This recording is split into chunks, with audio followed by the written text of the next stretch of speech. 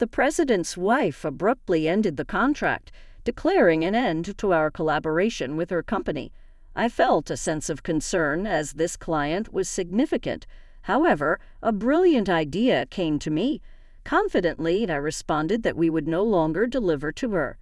Later, the president's wife returned, her face showing evident shock.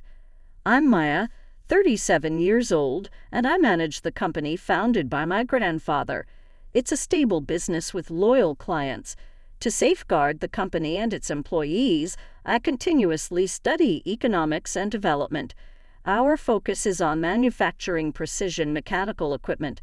Some employees have been with us since my grandfather's time and possess expertise that surpasses mine. I frequently visit the site to learn from them directly. My dedication has earned their respect, and despite my age, I have gained their trust.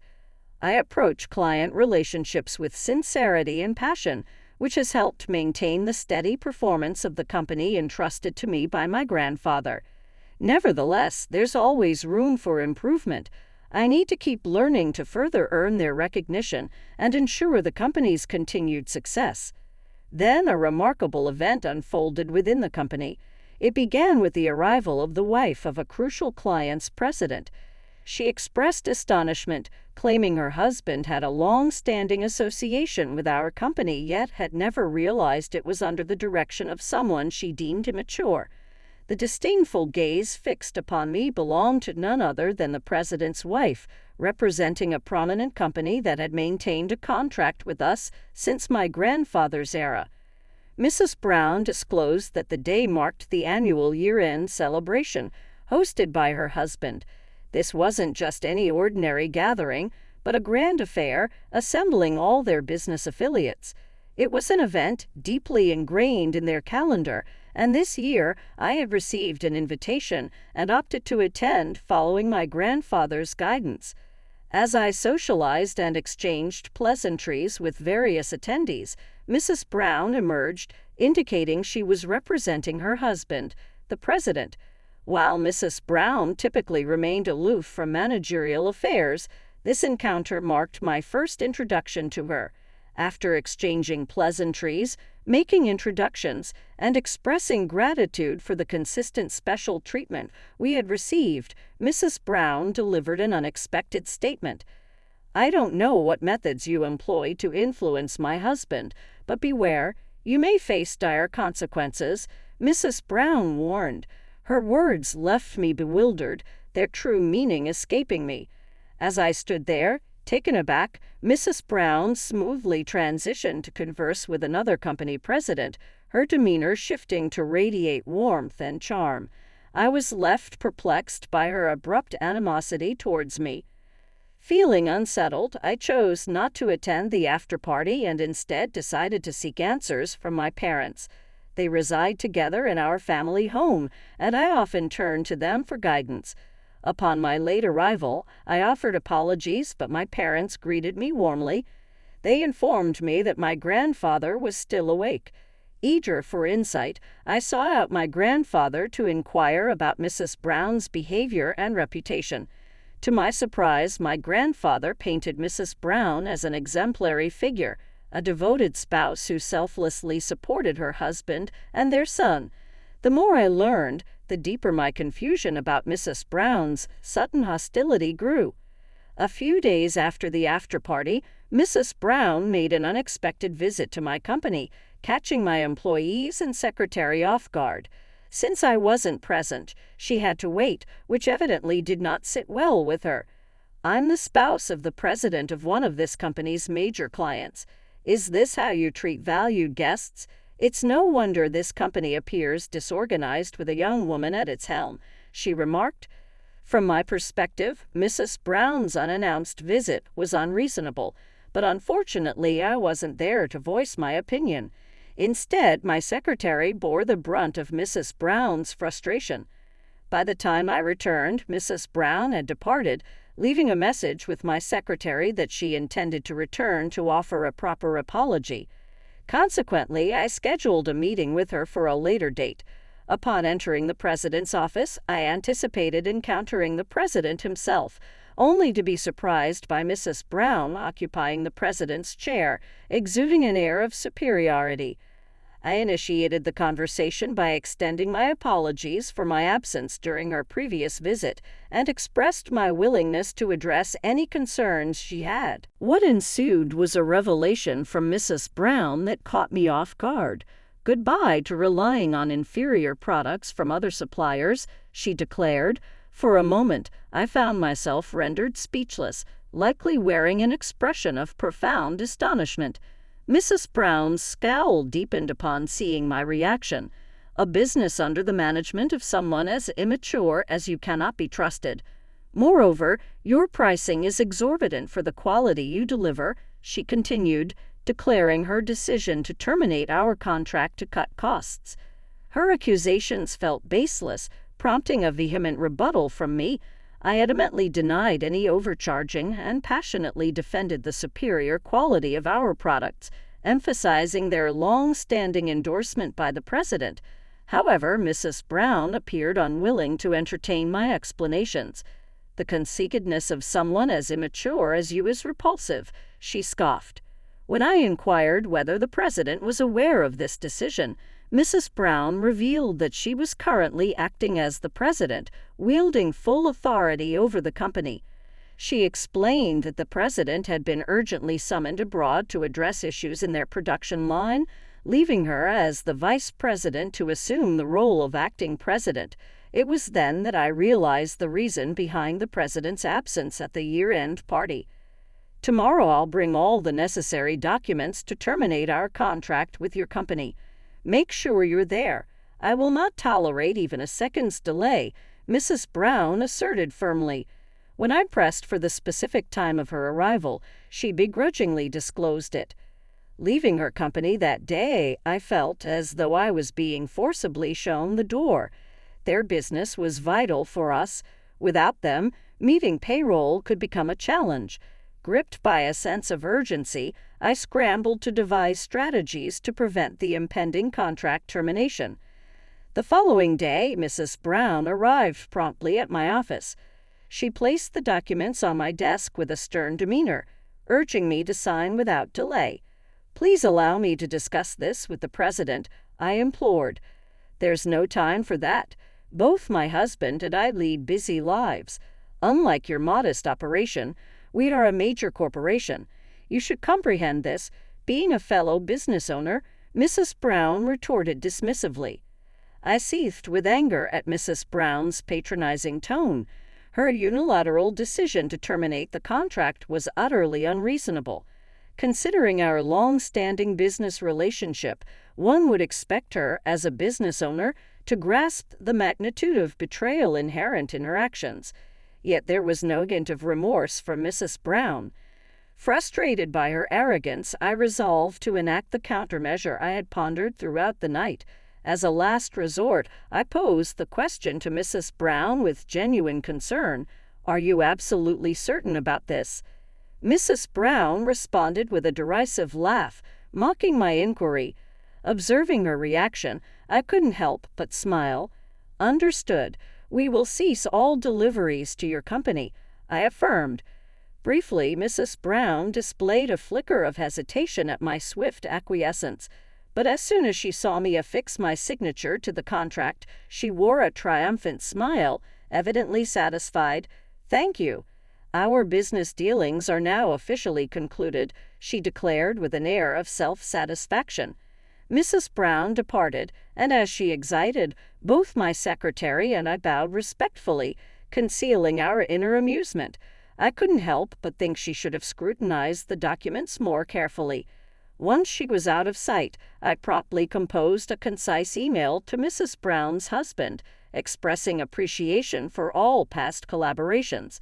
I surmised that this alone would likely suffice for the president to discern the situation.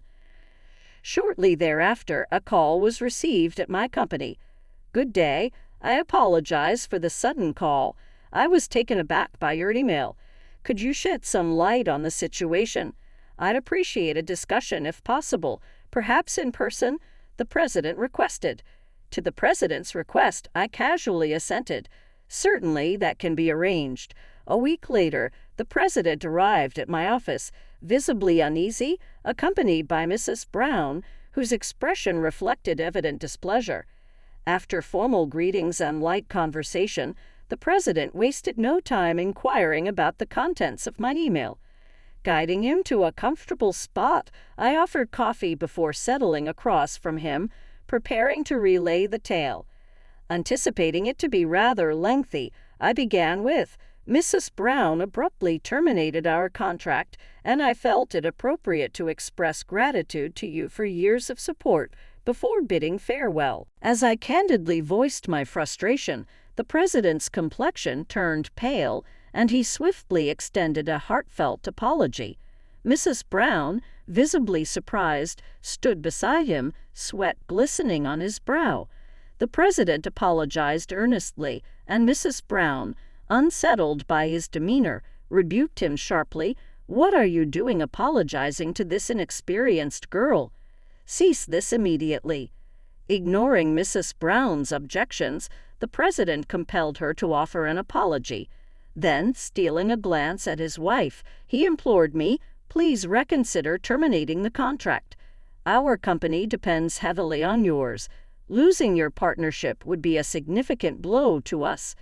He continued to apologize profusely.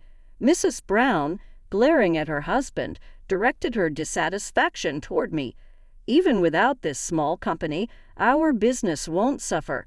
I've already secured contracts with overseas firms to fill the gap," she asserted. Maintaining her assertive stance, Mrs. Brown's attitude left me sighing in frustration.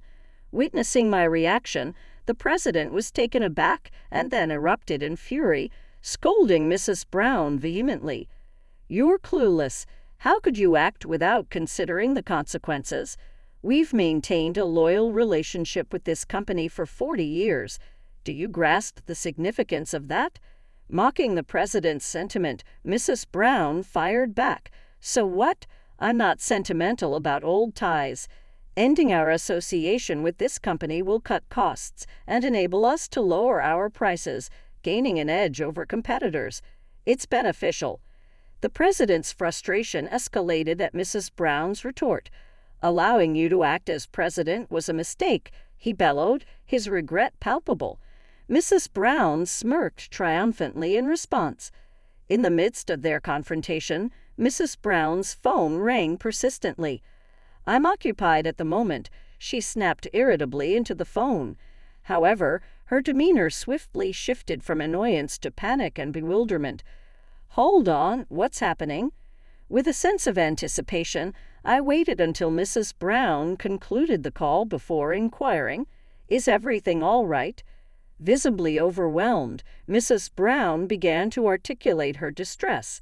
"The overseas company we relied upon has encountered a 3-week delay, and the products received are of subpar quality."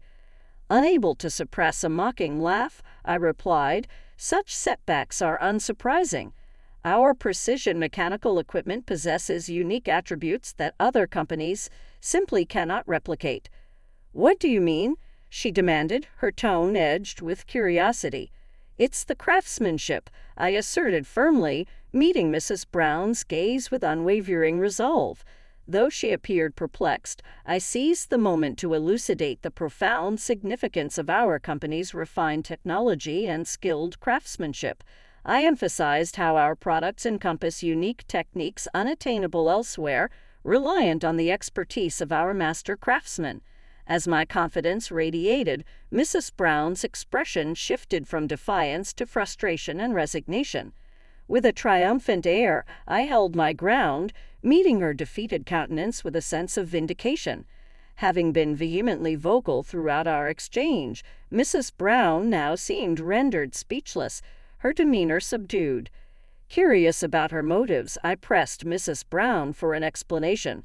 With defiant candor, she began to unravel her intentions, revealing a desire to secure her son's future by positioning him as the heir to the company. However, her husband's opposition led her to devise a plan, assuming the role of president temporarily to pave the way for her son's ascension. When an overseas issue emerged, Mrs. Brown saw an opportunity to sever ties with long-standing partners and forge new alliances, her ultimate goal being to consolidate support for her son's succession. Unfortunately for her, my company stood as an obstacle to her scheme. She had sought alternative suppliers but faced setbacks until now. Mrs. Brown's glare bored into the president, who sighed heavily, clearly exasperated. "You truly don't grasp the situation. Our son has no interest in inheriting this company," he revealed. Mrs. Brown's shock was palpable as the president proceeded to disclose their son's true aspirations. "Our son has expressed a passion for agriculture, not business," the president revealed. "He set his sights on attending agricultural college, not pursuing economics. That's why I kept it concealed, considering my brother's interest in assuming management." "It can't be," Mrs. Brown murmured, disbelief etched on her face. "It is," the president said, urging her to take a look at his mobile phone. He showed a message from their son, brimming with excitement about his acceptance into agricultural college, accompanied by a snapshot presumably taken on campus. Witnessing the evidence, Mrs. Brown's resolve faltered, and she sank to the floor in defeat. She turned to me with a plea tinged with desperation. "Please, I'll devote myself to making amends for this misstep. Can we reopen negotiations on the contract?" I reached out to the president, offering my hand. "If Mrs. Brown is willing to step back from management, we can proceed as though the contract termination never occurred." Relief flooded the president's expression. Yet Mrs. Brown, her bitterness evident, fixed a steely gaze on me, adamantly insisting that the termination documents remain valid. I refused to retract the contract termination. It was all for the sake of my son assuming the presidency. Mrs. Brown's stubbornness was palpable. With a heavy sigh, I suggested she review the contract documents once more. I motioned to my secretary and requested the copy provided by Mrs. Brown. "Please observe the signature area," I directed, pointing to a spot outside the designated section where my signature was positioned. Mrs. Brown, taken aback, hesitated. "Doesn't this render the contract termination invalid?" Admittedly, it was an oversight on my part to sign in the wrong place. "However, Mrs. Brown, you overlooked it as well. Wouldn't you agree we're on equal footing?" Mrs. Brown remained silent, contemplating the revelation. Seizing the opportunity, I offered a piece of advice. "One who neglects thorough examination of contract documents may not be suited for a managerial role." With those words, the president swiftly retrieved the discarded document from the floor, scrutinizing its contents before breaking into a broad smile. Thank you so much," he expressed repeatedly. As the president expressed his gratitude, Mrs. Brown, seated beside him, wore a somber expression.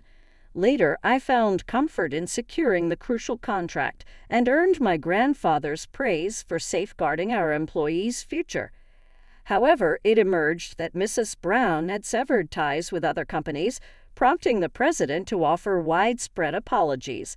I assisted him in explaining the situation to these companies, providing support as needed. Fortunately, they were receptive, aiding in the recovery of the president's company. Due to the turmoil, Mrs. Brown was removed from the management team, held accountable for nearly jeopardizing the company, and faced the prospect of divorce from the president. Despite her resistance, the president, feeling betrayed, showed her no mercy. Their son ultimately found freedom from his mother's influence, pursuing his agricultural studies with unwavering determination. For my company, the outcome was transformative. We not only gained favor with a major corporation, but our reputation flourished, leading to a surge in new contracts. Our sales soared, exceeding even my grandfather's achievements, and our employees rallied behind us more passionately than ever, dedicated to continuous growth and improvement, similar to the previous leader.